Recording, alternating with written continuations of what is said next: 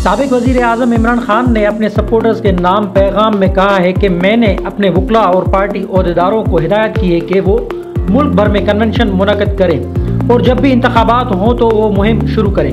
पाकिस्तान तहरीक इंसाफ के सरबराह इमरान खान के official Twitter account से एक बार फिर पैगाम जारी किया गया है। इमरान खान के अकाउंट से एक ट्वीट में कहा गया है कि मेरे पाकिस्तानियों, पिछले कुछ दिनों में कानून का मुकम्मल मजाक देखा।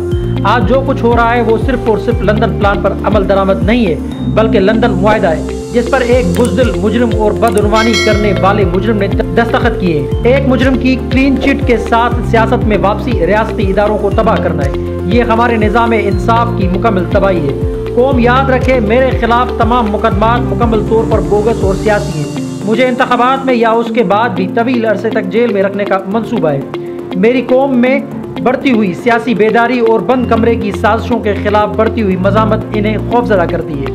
इमरान खान ने मजीद कहा कि इस वक्त मैं जिस्मानी तौर पर फिट हूँ। मेरी जान लेने के लिए 2 बार कोशिशें की जा चुकी हैं। मैं अपना मुल्क छोड़ने पर बिल्कुल राजी नहीं हूँगा। इसलिए यकीनन ये खतरा है कि जब मैं जेल में हूँ तो वो मेरी जान लेने की एक और कोशिश करेंगे। ऐसी कोशिश स्लो पॉइजनिंग के जरिए भी हो सकती है। इमरान खान ने कहा कि हमारी जद्दोजहद फैसलाकुन मरहले में दाखिल हो रही है। आपको अपने हुकूक और अपने मुल्क की आज़ादी के लिए लड़ना पड़ेगा। मैंने अपने वकला और पार्टी ओहदेदारान को हिदायत की है कि वो मुल्क भर में कन्वेंशन मुनक़द करें और जब भी इंतखाबात हों तो मुहिम शुरू करें। मज़ीद ख़बरों और अपडेट के लिए जोत न्यूज़ को लाइक करें, सब्सक्राइब करें और कमेंट सेक्शन में अपनी राय का इजहार ज़रूर करें। अल्लाह हाफ़िज़।